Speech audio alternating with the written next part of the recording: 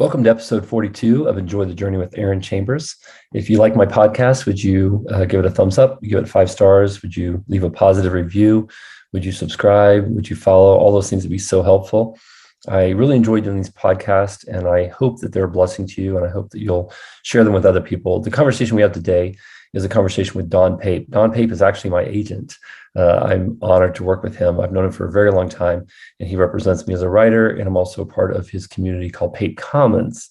And the conversation that Don and I have is really rich. It's really practical if you're a writer, if you're a thinker, if you're a creative. He also tells some really cool stories. Because of his work, he has interacted with some well-known authors, and he shares some of those stories in this conversation. There's a really cool story about Francis Chan and the title of his book, Crazy Love, and how that all came to be. And then also, Don knew Eugene Peterson very, very well, who wrote The Message. And that's an interesting part of this conversation as well. I have interesting conversations with interesting people, and Don Pape is definitely an interesting person. So I hope you enjoy this conversation, and I hope it helps you to enjoy the journey.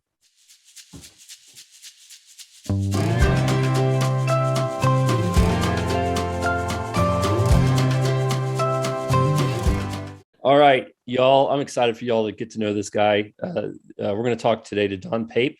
I know Don. I've known Don for a while, and I met him through a publishing house. And I will, just for the sake of full disclosure, I'm actually in a community that he created for writers called Pape Commons, and he represents me as a writer. And I am so excited for you guys to meet Don Pape. Don, thank you for joining my podcast. Hey, it's good to be here. Thanks, Aaron. All right. Hey, so just off the top of my head, like what is something God is teaching you right now? Oh boy. I'm in a space right now where I just think God is teaching me patience. My entire life, it's always been sort of one thing after another, and just God sort of leads the way, and I just go in, or sometimes I go in and then God follows. And actually that's a joke because he was there before me. But I took a leap of faith in the fall, leaving my full-time position as a publisher. And in doing that, I didn't know what I was leaving or what I was going to. And so, but I knew this is the right step to take. So it was this leap of faith, and my wife and I were both in it. We were, on board. But in doing that, it was like, okay, God, what are you going to do next for us? And how are you going to provide for us? And so I tend to be impatient. Mm-hmm. I want all the book deals to happen in one 30-day period. And I want, and of course, we're coming out of COVID, right? Mm-hmm. I don't know if you remember when this started, we were told, it might be 30 to 60 days, and then we'll be out of it, and Easter will happen, and we'll go back to normal. Yeah. How's that worked out? Yeah. So I just, God is teaching me patience. A gift of his is contentment. Last night we celebrated my wife's birthday, and I was just really content just being in the presence of my family. And I just realizing how blessed we are. So okay, so you mentioned your wife Ruthie, and I admire your relationship with your wife. It's a source of inspiration to me. Okay, but I don't know how you guys met. Like, can you tell me some backstory? Like, and if you want to even lead into that with a little bit of your backstory, I'd love to hear how you and Ruthie met. Yeah, so whenever I tell the story, if she was sitting here at the table where she does her jigsaw puzzles, she would be looking over here and telling you, Aaron, he always embellishes. Right. Like, she gives just the facts, and then I kind of make it a Hallmark movie. But so she was a missionary kid. Her mom and my mom actually went to Bible college together.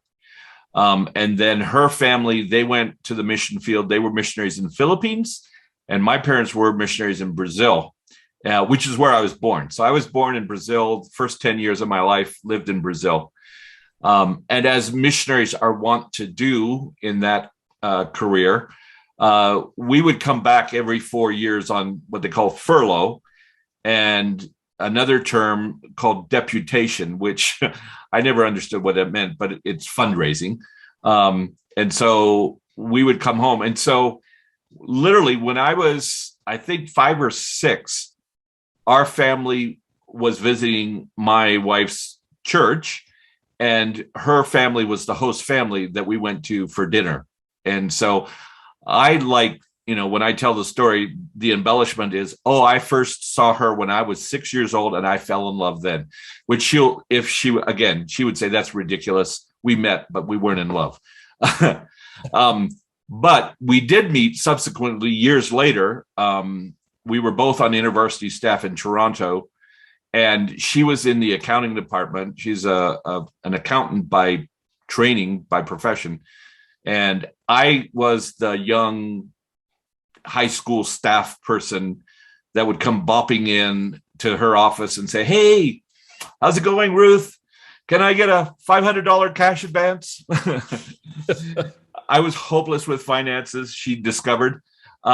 Anyway, but she would tell you I was a fun guy to hang around with. And anyway, we connected on staff got engaged in March and got married the following October, which was a little traumatic because we got married, went on our honeymoon, and when we came back, I came back into the university office only to discover that I was going to be laid off. There was no funds for staff. So I had to spend the entire month of December on the phone, do fundraising, which I'm not a fundraiser. I work with students at the time. So anyway, that's how we met. And this October, we celebrate 37 amazing years. She's my best friend. I tell people when they get married, marry your best friend. And the other thing I've said to my children, divorce has never been an option for me. And I don't mind saying that because it's been a struggle at times, where you just get angry and upset and, the usual marriage spats. And I'm very different to her, and I'm very sensitive and all those kind of things. But it's 37 years and I honestly couldn't do life without her. She's just amazing. And last night we celebrated, she's being a great mom and now a grandma. So yeah, and I was telling you, I call her Ruthie. And so people on the inside circle with me know that if they call her Ruthie, they're in. Like, It's like, oh, you must know Don fairly well. So as you think about your story, because you're a storyteller and you know the power of story, still thinking about your marriage, as you think about your story, is there something that you like, as you think about your story, is there like a moment you think, this is one of my favorite moments of our story? Wow. There's so many. I am just so proud of my wife, and I always have been. When we married, she was a bookkeeper, accountant, and then we got married and we had children, and she's been an amazing mom to my boys. And then she was on full-time staff at a church, looking after children's ministry, and she had a staff of 25 at a fairly large church and did amazing things. They would have VBS with 500, 600 kids showing up. She ran an amazing day camp, sports camp. And then now in our senior years, so to speak, she's a paraprofessional working in our local school district. I'm just extremely proud of her, Aaron. Like, she's an amazing woman, an incredible leader, and I guess that's my story, is that I married an amazing woman that I'm very proud of, and I like to cheer on. Speaking of stories, how did you get into the publishing world? Yeah, it's so bizarre, right? I went to university and got a degree in political science. Okay. Which is an immediate shoe-in to publishing. Oh, absolutely. Right. So, yeah. I had been born in Brazil. My father was British and had a number of languages. So I thought in my career track, I'm going to go to school. I'm going to get a degree in poli-sci. And what I'd really like to do is be, a diplomat, work at a Canadian embassy or somewhere in the world. And I would utilize my English and my Spanish and Portuguese and so on. So, but I went to a student missions conference university puts on, which is how I got onto IB staff, called Urbana. And there, everything just shifted. I realized, okay, my priorities were kind of wrong, skewed. And I think if I were truthful, I kind of felt like our family had already covered the Christian ministry side of things. Like my dad was a pastor, my uncle was a missionary, my other uncle was a missionary. I thought, okay, the Pape family have covered the bases for you, Lord. And now, I'm going to go off and do this. But that changed. And so I came back, make my story short. I joined university staff, worked in Toronto. And at the time, InterVarsity Press had a warehouse in North Toronto, and you could make extra money, just going up there and helping pick, pack, and ship packages. So, I'd go up there on the occasional, afternoon or evening where I was free and do that. And I just loved, I'd get a book and smell it and taste the paper. And I just thought that was incredible. And I've always loved, so it's interesting you picked up on the story. I've always loved, my dad was a great storyteller. And I remember as a kid going to the beach on his days off when we were living in Brazil. And you'd always tell this, there was a story that there was this little village of people that lived at the base of a palm tree at the beach we went to.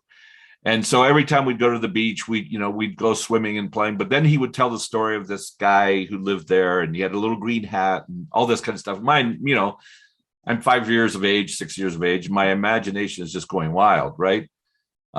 So I've always loved story. I remember as a kid reading Enid Blyton, and then later, in high school, reading The Hobbit and Tolkien and stuff.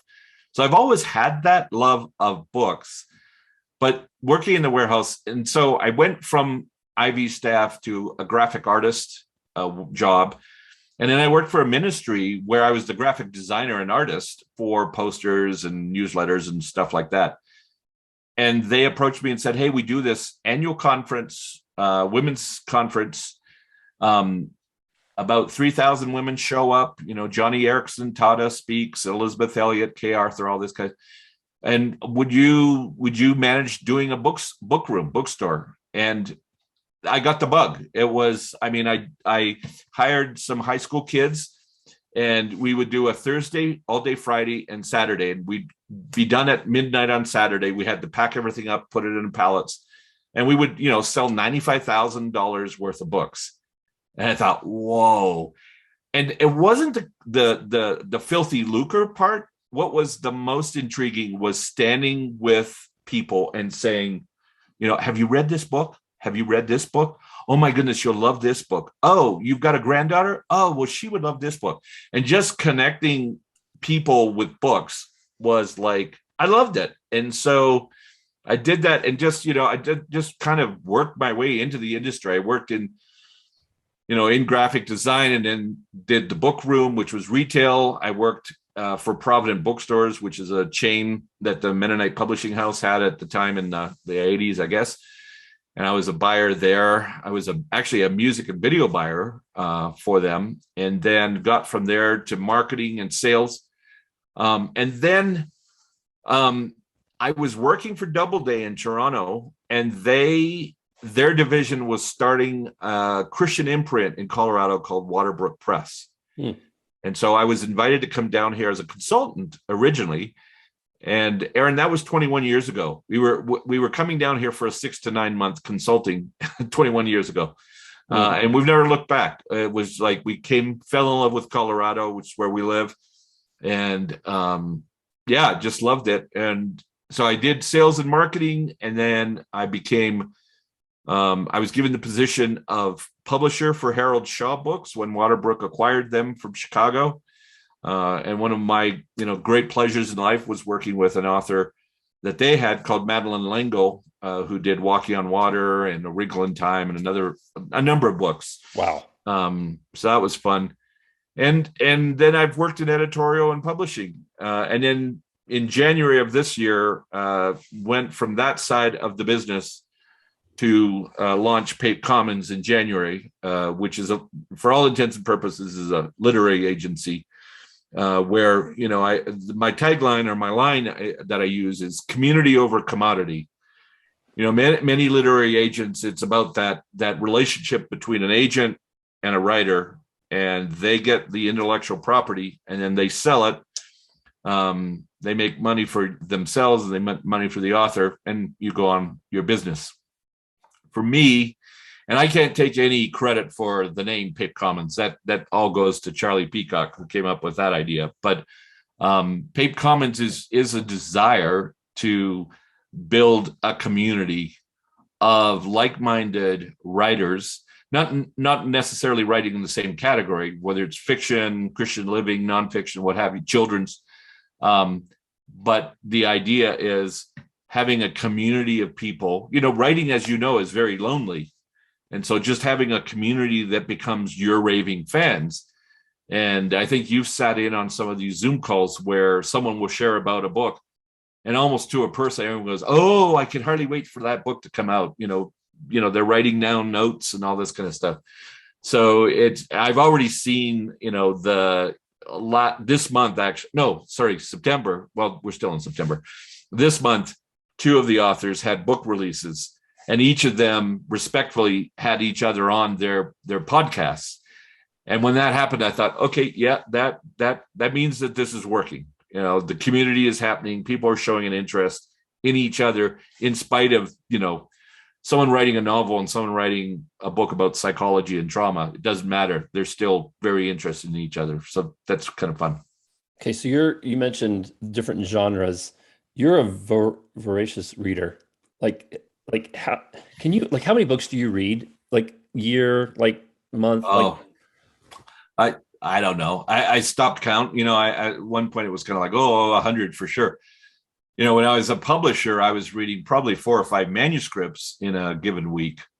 I would say now, right now I have a novel right here, and then a book on my Kindle, and then I have an advanced reading copy of a nonfiction title that I'm reading. So I've got 3 books on the go. And then, so that's this week, and then next week I'll probably have a similar pattern. But I think it's a blessing, a gift from God, to be honest, to be able to read quickly and to retain. It's easier to retain fiction than nonfiction, to be honest, because there's story that carries it. But I do think it's a gift that I've been given to be able to read quickly and grasp the content. So, and I love reading, we have a 2-year-old granddaughter now, and she loves books, and it's like, be still my heart.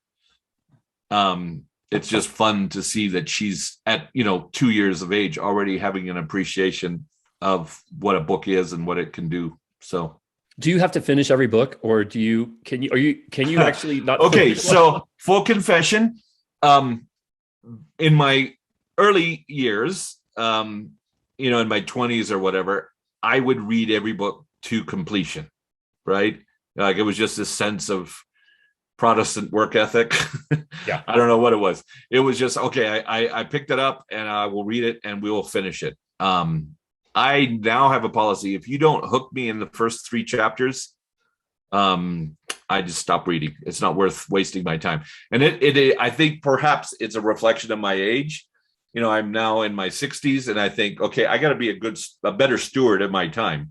And if the book doesn't hold me, then I'm not going to, fight it or work on it. So that's my policy. And but there's so many good books right now that, I did just put one down. I won't mention names or publishers, but I did put one down. By chapter 2, it was like, oh my goodness, this is a really bad read. I'm not going to read any further. So I didn't. Okay. So there are going to be some writers who watch this podcast and listen to this podcast. And so I'm curious, a couple things. I'm curious, when you were an acquisitions editor, what grabbed you? What was like, kind of like, this, I see this, like what grabbed you? And then what advice would you have for somebody who wants to become a published writer? Well, I mean, there's, what is it? Ecclesiastes says there's nothing new under the sun. So there isn't anything new under the sun. But I'm going to pick on you. I remember distinctly reading Devoted and thinking, okay, this isn't new. I mean, some of the stuff is challenging, but I've heard it before. But it was how you were expressing it, Aaron, that like I grew up in a Christian home. I knew all the right things. I was baptized on Easter Sunday, 12 years of age or however old I was. So I grew up right? I had a good DNA. And so when I picked up Devoted, it was like, okay, I kind of know all this, but it was just the nuances, the way you winsomely invited me to consider my relationship with Jesus. And what does it mean to be devoted? I just use that as an example because it comes down to the voice and, the passion of the writer. I could sense from that book, for example, your passion to be a devoted follower of Jesus, right? And so you can usually detect in a book, okay, this is just a writer for hire. They're just kind of schlepping it out versus, oh, I love this guy's heart. And then when it comes to fiction, I just think it's a story that it captivates me. When I read a story and I go, whoa, that was a power. And you identify with characters on the page. It's interesting. I'm working with some fiction writers, and one dear fiction writer sent me a proposal that they dearly loved. And I said, it's good, but, and it really was because it wasn't really a fresh story. I could say, yeah, it's got an element of this book and it's got an element of this book. And then this particular author sent another two proposals or one synopsis. And I go, but here they are. Like that first one you really liked.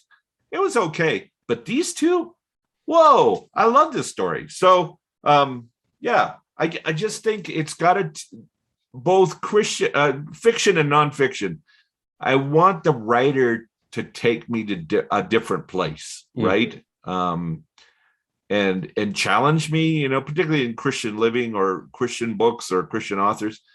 I don't want the same old. I just want to, are you challenging me, making me think, wrestling with some preconceived notions I had, kind of thing. So, yeah.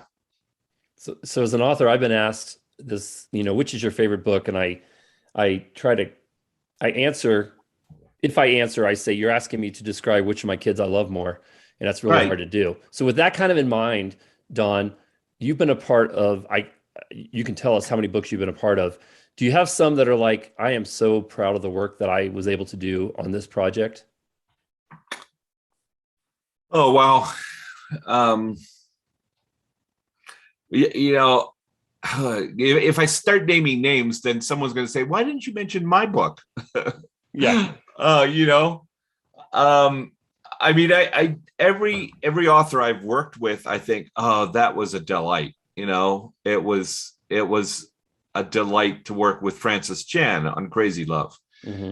It was fun to be a part of, and I didn't acquire it, but I was a part of, I was at Waterbrook when we launched Liz Curtis Higgs, Bad Girls of the Bible. And that was just really fun. I mean, an amazing Bible teacher with so much energy, someone who had been in the radio business and whom Howard Stern had said of, you better clean up your act. Well, if Howard Stern said that of someone, imagine what she must have been like, right? So Liz is just amazing. And I can go down in the line working with, I remember Mark Sanborn in Denver and working on the Fred Factor and how that was such a cool book. And that was kind of one of those flukes where he had self-published a book. And then I said, hey, how about we do it in general trade? And, the rest is history. working with Eugene and Jan Peterson, for example. I mean, Eugene is one of those men that just incredibly godly, humble, individual. And I'll never forget, we were at his house up in Montana on Flathead Lake. And as we were going out, his wife, Jan, we had mentioned in passing, or probably over a meal somewhere, someone as part of the group had said to her, "Now, Jan, have you ever written a book?" And her comment was, "Oh no, Gene is the writer in the family, right? We'll put it all on him." Well, we're leaving their home, and she handed me this ratty little brown binder with all of her writings, from women's auxiliary meetings to whatever. And that was a fun project to do. Becoming Gertrude, which is, it didn't sell or hit bestseller status, but just a precious book. And I have I could go on and on about, working with people and let me circle back then and ask. I'm not going to put you on the spot by asking you to name names like you already, because you're anything but a name dropper. But you have worked with some significant projects. So you worked with Crazy Love with Francis Chan, right? You were part of that project. Yeah. So that's a funny one. That one came in as Crux. So the name of the book was Crux. Yeah, that's catchy. I remember sitting in a marketing meeting, Aaron, and there was kind of a buzz in the room about Crux. What does Crux mean anyway? Kind of, this is going to be a hard one to market or publicize and blah, blah, blah. I remember being in a meeting with Dan Rich and someone saying to him, well, books written by preachers in California never really sell. They're hard to sell. So anyway, we went in. Yeah. Anyway, so I remember though sitting. So I knew that was a problem, and that weekend I watched a bunch of video of Francis, and I remember, I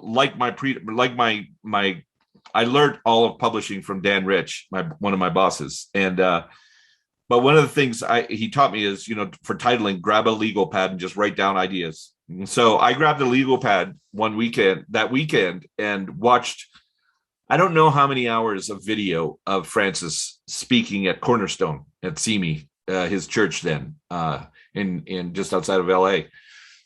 And I wrote down how many times he referenced crazy. Like, if you've watched him or seen him speak, that's the, crazy kind of thing. And I remember coming in that morning, Monday morning then, and saying to my boss, I think the title is Crazy Love. And then the rest is history, right? It was just kind of fun to see that. And that book has sold over a million. It's done well. Yeah, it's done really well. But that's the thing. That's the wonder. I think writers, if they're watching this, the writers who are watching this, get prepared for rejection. My first book was like easily 350 rejection letters, and any project you're going to hear no. And you already mentioned, an author sending you a proposal, you're like, yeah, that's not quite it, and then they come again. Okay, that works. But this story with Francis's title and how that's if you're a writer, like, come in and trust the process and trust the team, and like changing the title from Crux to Crazy Love in hindsight was a monumentally important decision. And anybody who's watching this who has any faith background knows the book Crazy Love and has probably read it.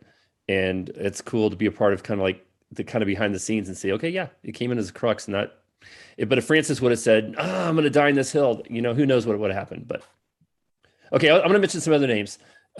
Because you're not a name dropper. I'm just curious as an author. And plus, I want this podcast, this is the kind of conversation I want to have, right? I want to listen to. Okay, so Andrew, we have a mutual friend, Andrew Peterson. I love Andrew. And he's been on this podcast. If I'm not mistaken, you've had a chance to work with him too, correct? Yeah, so that was fun. So before I did Pape Commons, somewhere in my career, I left Waterbrook and did a stint as an agent at Alive Communications, which is kind of a landmark, a premier shop represented Tim LaHaye and Jerry Jenkins and Eugene Peterson and Karen Kingsbury and the like. And I left Waterbrook and kind of, cut my teeth in agenting, so to speak, with Rick Christian and Alive at the time. And so Andrew was one of my clients. So I sold Wingfeather Saga to Random House. At the time, it was the first 2 books, as I recall. And then now they've kind of we've rebranded Wingfeather, put them out in beautiful hardcovers, and brought the package out. So yeah, that was fun. I remember sitting at Gaylord, whatever that thing is called, Gaylord Resort in Nashville. Yeah. And she has since passed away, but she was a lovely editor, Jeanette Thomason. And we met in some cafeteria kind of like place as only you'd have in Southern Nashville, with Andrew, and met and pitched the series. And yeah, the rest is history. You have an affinity for, unless I'm mistaken, Don, you have an affinity for, you love music, but because musicians who write, it seems like, because like Charlie Peacock is another person who is a part of Pape Commons and who is you're working with and have worked with. Talk to me. I don't want to get off this subject. There's a few more names I want to mention, but what is it about music? Am I wrong? Because it feels like in our correspondence with each other as a part of your group, as a part of your community, music comes up a lot. Well, I mean, in Pape Commons, I represent Pape. I represent, yes, Charlie. And then there's Wayne Kirkpatrick. Yep. Who's a Grammy Award-winning songwriter, now a Broadway musical guy, heading to Broadway actually this coming month to launch Mrs. Doubtfire's the musical. And Christine Dente is another one. Yep. Jasmine Mullen, who, some of the older folk may remember her mom, Nicole C. Mullen, or her dad, David Mullen. I love music. Music is such a balm and a gift to the soul. And when we were at Waterbrook, we would go to the Gospel Music Association put on back in the day when music was music, or there were records and stuff. They would have that, GMA week, Gospel Music Week. And so we would go and host as Waterbrook, we would host an artist brunch. And we would probably have 50 to 60 artists that would come, and we would just celebrate them and honor them and give them books.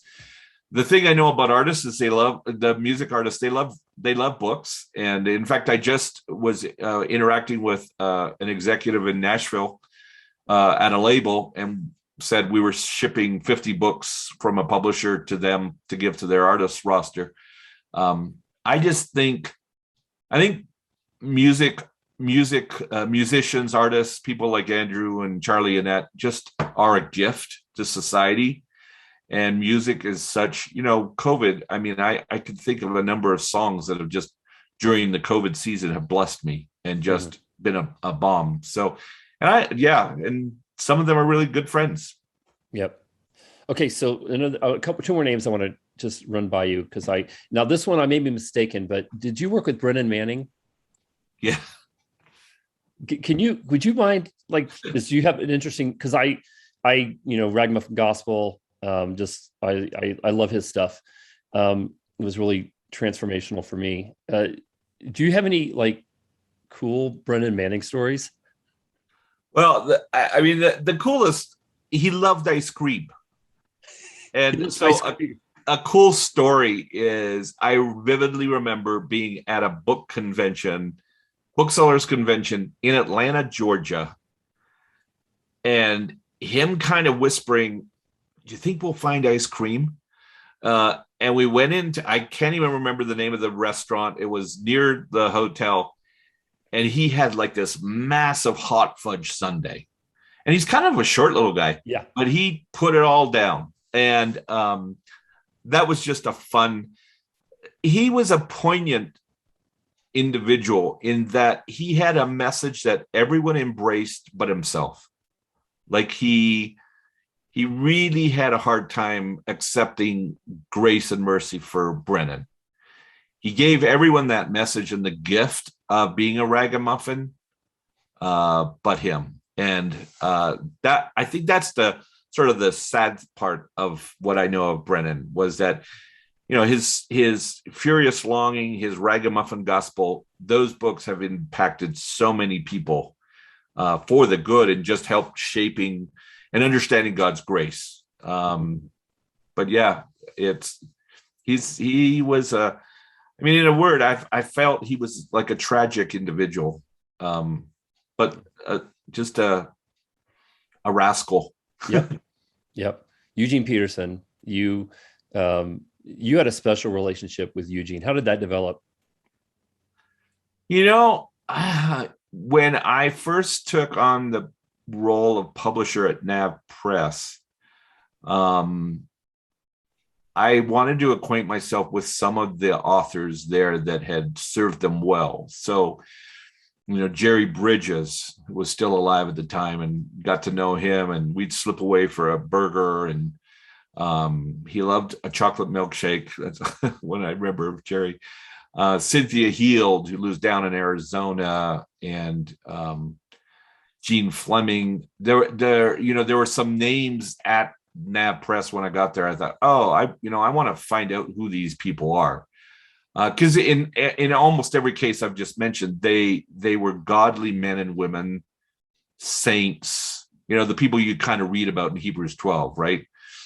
And so Eugene was one of them, and I said, hey, how about if we came up and visited you? So we did that, and I was probably 4 or 5 months into my role at NAV Press when we did that. And it was just a very sweet friendship that lasted right up to his death. My wife and I went up. We were there with him the week before he died. We got to be with him in the hospital, and it was a really special. We walked in. I'll never forget this. I remember we walked into the hospital room, and he was kind of lying there. His eyes were closed, and Ruthie, my wife, came up to him and held his hand, and he just looked up and goes, Ruthie, I'm so glad you're here. And it was just a very special. He had an amazing, I was going to say intoxicating. It was an overwhelming smile that, for me, always said the joy of the Lord was his strength. Like, there was no doubt that man had something special. And, you know, he wasn't, you know, a skinny jeans pastor. He was not a hipster at all. He was, you know, this humble guy from Montana. And if you've not read Win Collier's book that he wrote on Eugene, it's a special book. So is The Pastor, Eugene's memoir. But yeah, he was the real deal, you know. And I think that's, for me, after all the, you know, I've now been in the publishing industry 35, 36 years, Aaron, and I won't name names, but I have worked with some people that weren't the real deal, and that you go, ugh.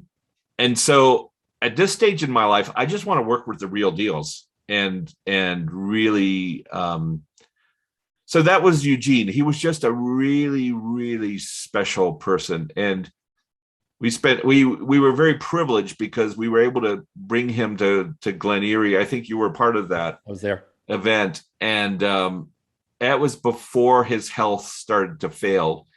And it was a very special time to really honor him, not only for the work he had done on the message, but all of the work he's done in his kind of pastoral ministry and his ministry to pastors, I think, just to encourage them in their pastoral work, in their work in their parish, and that. So yeah, I miss him. I mean, my dad had passed away, some 25 years now, I think, maybe less. But anyway, my dad had passed away, and he became kind of a father figure. And I mean, every time we were with him, Ruth would say, "Oh, you remind me so much of my dad." and he would just light up and smile. And I'm very grateful for Karen, Leaf, and Eric sharing their dad with so many people, because they're, first and foremost his kids. But he had an amazing, he was always available. I think that's what is so incredible about the man, is that he was always available. So what else? Because I want to, one more thing about Eugene. What do you think was, what do you think it was about Eugene that allowed God to work so profoundly, precisely, and powerfully through him? Like, what was it about Eugene? Because you knew him in ways that some of us never will, obviously, because he's gone. But what was it like? What was it? How did God make him? Like, what, the way God made him, what was it about that made him such an effective blessing? Well, I'll reference your title again, Devoted. He was a devoted follower. I think it's in Win Collier's book where he writes about him wanting to be a saint, right? Yep. And I remember reading that and thinking, what person out there who follows Jesus says, I aspire to be a saint? And Eugene wasn't a perfect man. He would admit that, but he was very humble and very genuine. And I just think that's what's, I think at the end of the day, that's what my kids look for in their parents, is that we're genuine and humble and engaged, right, in relationship to them and their children. And Eugene was that, I believe, and he was humble. And you don't want to say, I want to aspire to be like him. I want to aspire to be like Jesus, because that's what Eugene was trying to do. And he was doing it faithfully. And I think, man, if he can do it, maybe I can try, right? So, because I think too often we just throw in the towel. We say, oh, Jesus was superhuman. He is God, right? So why do I think I should be like that?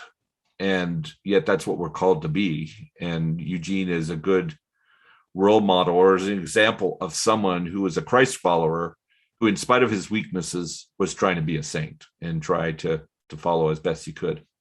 And what I heard was he would personally respond in handwritten letters to when people would write him. So do you have any of those handwritten letters? I do. Yeah. I mean, I have a little file called Eugene. Yeah. And I've kept those notes. And funny thing is, there was a time too when he would type a letter on a computer and print it out, but you'd get your letter, Dear Don, was on something that was being recycled. So it might be a royalty statement, or seriously, it was quite delightful to open an envelope and get a letter from him and then turn it over and see, oh, he recycled a HarperCollins royalty piece. Wow. Oh, switching gears here. Have you ever written anything like that's been published? I have doodled on a book idea for middle graders called The Messenger Files. Which came about when my oldest son was little, and I thought it would be fun to pair a fifth grader with an 80-year-old woman and have them solve mysteries. Kind of like I don't know what I was thinking of at the time. There was some, Jessica Fletcher, Murder She Wrote. Yeah. And I thought it'd be fun to have this woman. And the 80-year-old woman was based on my aunt, who had gone to school at the London School of Economics. She'd gone to school with John F. Kennedy. And I thought, here's a woman that has all kinds of cool history credentials.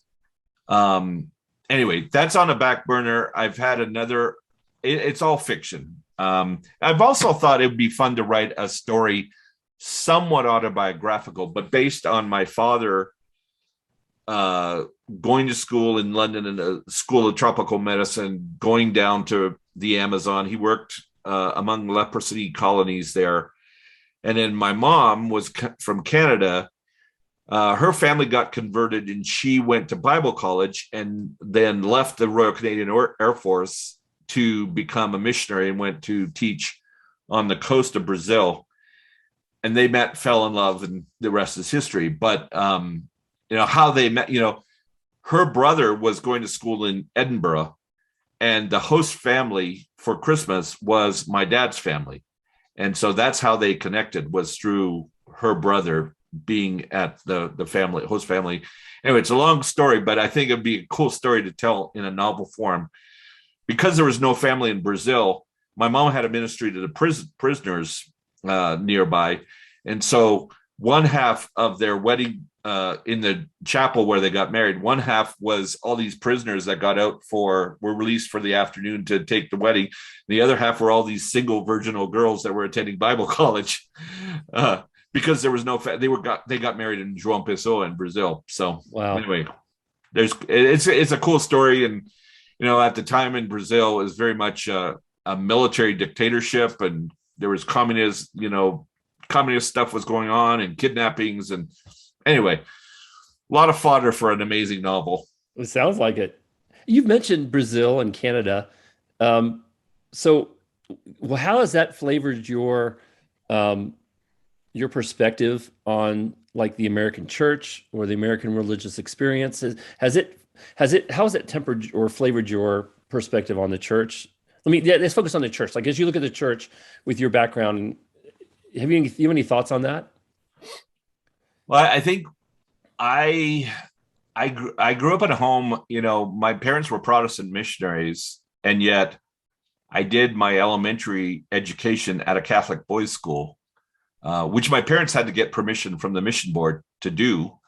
But they had a desire. My dad had a promise to my mom that I would never be shipped off to a boarding school or, international school, that when that time came, we'd come back to Canada.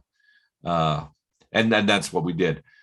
But growing up in my home, while my mom had grown up Episcopalian, Anglican, and my dad grew up Baptist, I grew up in a family that was very non-denominational. In fact, at one point, my dad was a pastor of an international community church in Brazil. He was also the padre at the Anglican church in Recife. He couldn't do a Holy Communion. The bishop from Rio had to come up and do that. But Dad was the padre of that community. And so I grew up in that. I mean, I remember we would have a bunch of Catholic priests and nuns come to our home to celebrate Canadian Thanksgiving in Brazil, because they were French Canadian there. And then in Ottawa, when we moved back to Canada, my dad was the Protestant chaplain at University of Ottawa and worked alongside the Catholic. It was a Catholic university, but my dad was a Protestant chaplain there. So I grew up in that environment it was more about the lordship of Jesus and following him, as opposed to what brand do you belong to. So, and I look back on my life, I've been part of a Baptist church, a Nazarene church, charismatic church, Presbyterian church, kind of you name it. And it's never struck me as wrong. It's like, okay, where do I find the body of believers who are trying to follow Jesus? And regardless of the stripe, right? So. Okay, a couple random things here as we kind of wind up our time. One of the things that struck me about you, Don, is you are a gift giver. Throughout my time being connected with you as a writer and then being represented by you, periodically something would show up in the mail, whether it be a copy of the message or just something. What do gifts mean to you? This is terrible to admit to the publishing world. I've never read the Love Languages book, but that a love language of mine is to give gifts. Like, I probably keep Hallmark in business. I just like that. I mean, I could write an email, but I like to send a card and a note. And I think I mean, if you ask, if I stop it long enough, I think it's because of the gift we have in Jesus. Like God gave us a gift, right? And so I think that shapes my thinking that we should be gift givers. And I honestly, my dad was a gift giver. I mean, when he died a pauper. I mean, I remember Ruthie doing his bank balance and book, closing the books and thinking, my dad gave it all away. And yet, I grew up as a child, we went to Europe 4 or 5 times and I was never without, right? And so I think it gives me pleasure, I guess, to give. Yeah. Yeah, it means a lot. I've kept all your notes, and you sent me a copy of the Message Bible. It was a really nice version, and inside was a picture from the gathering that we had with Eugene Peterson. It was just something I really treasure. Okay, so this is another random thing, but I can't be talking to you without picking your brain. What do you see as you look to the future of publishing? What do you see? Oh boy. Well, I mean, I think COVID, and this is I'm not talking about just Christian publishing. I think publishing in general. I was just talking to my former boss, the deputy publisher at Doubleday. I was talking to him, and we were just reflecting on the changes over the year, like even in the last 5 years. And I think the thing that saddens me the most about publishing is that the editors have sort of lost their panache or their gifting, and they now all defer to sales and marketing. So sales and marketing are the ones that acquire the books. The editor simply has the role of introducing them to someone with 1,000 TikTok followers, and then sales and marketing gives the thumbs up. And so there's the sad thing is, from the editorial side, I don't see the level of risk taking that there used to be. I mean, you think back on books that were acquired, C.S. Lewis, Bonhoeffer, Henri Nouwen, all those people. Would they have been given the same opportunity today? I think not. And so that saddens me, because what I love the most about this business is discovering fresh voices and going, whoa, that is amazing. The Leaf Angers of the world. You read a book and go, oh, what a great discovery. Yes. It just, that seems to be missing. And so that, and I hope that the pendulum will swing back. I was on a recent call with Marcus Dole at Penguin Random House, Bertelsmann, and he made a comment that they, moving forward with the merging of Penguin Random House and Simon & Schuster, that they as an entity would be investing in more content. And I thought, oh, that's good, because content has always been king to me. And I feel like lately we've deferred to memes and tweets and Pinterest and all that at the cost of really good writing. And so, but I'm hopeful. I love, publishing is about telling a good story. Yeah. And there's still lots of good storytellers out there. Yep. Well, you think about what you're saying, exactly. Like I think of Brennan Manning, would he be picked up today? He's just the guy who lived in a cave, who and he didn't, and then anyway. So, okay, a couple more questions. And I know, so being that you're an avid reader, what are a few books we need to be reading? Like, what are some of the best books you've read of late? Oh, geez. I can I get up and walk? Yes, you can. I love it. Yes. This is organic, my friend. Okay. Yes. This is why I love Don Pape. This man is the real deal, and he loves books. He loves writers. He loves stories. And I was I wanted to ask this question before we left because I know that he'll have some good stuff for us. All right. Okay, so Yes. these would be the books for the hour because so this is a massive tome, but it's a fascinating book called The Code Breaker. Okay. And it's all about gene editing, and it was a little heady. The guy that wrote it is Walter Eric Isaacson, who wrote the Steve Jobs book that many of you are familiar with. So that is definitely one. This is a Canadian woman, Catherine Hayhoe. This is advanced reading copy, which that's the other problem. Not the other problem. The challenge, Aaron, is I get a lot of advanced reading copies, and so those start piling up by my bed or by my couch here. But this one is looking at climate change, so it's called Saving Us. I think it came out last week, but it's a case for hope and healing in a divided world. It's a very thoughtful and very balanced perspective of climate change, and it won't come through. It's not a Christian title, but her Christian worldview shapes it. Mm-hmm. And then some of you are probably familiar with All the Light We Cannot See. This just came out yesterday, but I read an advanced reading copy. Wow. Wait, Cloud? Cloud Cuckoo Land. Cloud Cuckoo Land. Oh my goodness. It is. And it's told, I don't want to really say too much about the book because it's a book that you just kind of dive in and savor. It's told in the past, in the present, and the future. So, and it's a celebration of reading and books and more. I actually don't like saying too much about the books I read simply because I want people to, it's just enough to say, hey, maybe read this. I also just want to say this is another book that I'm in the process of reading, but it's a book that's making me think a lot.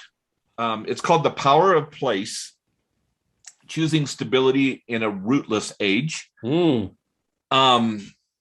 And full disclosure, Daniel Grothe is my pastor. So, but I mean, I'm only this far, and I've been reading it for a while now. But it's one of those books where each page you sort of pause, savor its content, and go, what's the implication of that statement?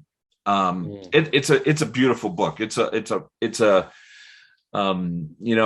I've been thinking about, retirement and life as grandparents and just life post-COVID or, life in 2021. What does it mean to be stable? And, I at the outset of this, we talked about contentment. One of the things this book has helped me understand is just to be grateful at the place I'm at in life right now. I'm not sitting here going, oh man, I wish I could do those 101 things you got to do before you die. Those books. Mm-hmm. I'm just very content in the present and where I'm at in my 2-bedroom home, all that. Yeah. Oh. That was rich. I'll throw a link in the show notes for all those books and celebrate those books and what they're doing. And he mentioned All the Light We Cannot See. That is a fantastic book too. Oh my goodness. I love that book. Yeah. Right. And listen, before you move too quickly, make sure that people, his first novel, I think, was called About Grace. And people need to read that one. I mean, he's a brilliant writer, but that book About Grace is a beautiful book. And I'll just leave it there. Yeah. All right. Hey, last question. And I end all my podcasts with this question. What is something, Don, that's bringing joy to your journey right now? Family. Without a doubt, family. I referenced being with my wife last night to celebrate her birthday. And I have a 2-year-old granddaughter named Zoe and a 6-month granddaughter, her sister Ozzy. So Zoe and Ozzy. Great names. And they have brought so much, I think, perspective but joy. I think every grandbaby, but I also just so many things. Like I just look at them and go, they're healthy, they're happy, they don't have a care in the world, and that is a blessing. And I just thank God for them. And I just think, you've got grandkids and children, and I think we need to celebrate family, because I think, whether you're a single mom or a single dad or whatever your situation, a blended family, I think family is such a precious commodity, not a commodity, a gift. Yep. But it can be a commodity and just feel like it's a burden. I got to raise these kids, or it's so expensive, or whatever. And it's good just to stop and say, what a gift these kids are, and my sons are a blessing. Yeah. You and if this does not work, I will edit it out. You mentioned Crux and helping Francis find that title, Crazy Love.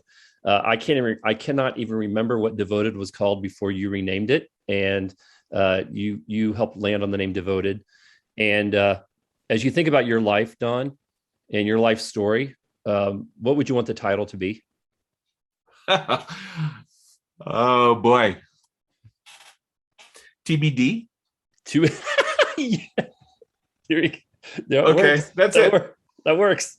Oh, thank you so much for your time. And we have all the eternity to solve that problem. So TBD. There you go. I love it. All right, Don. Thank you so much, man. You have a great day.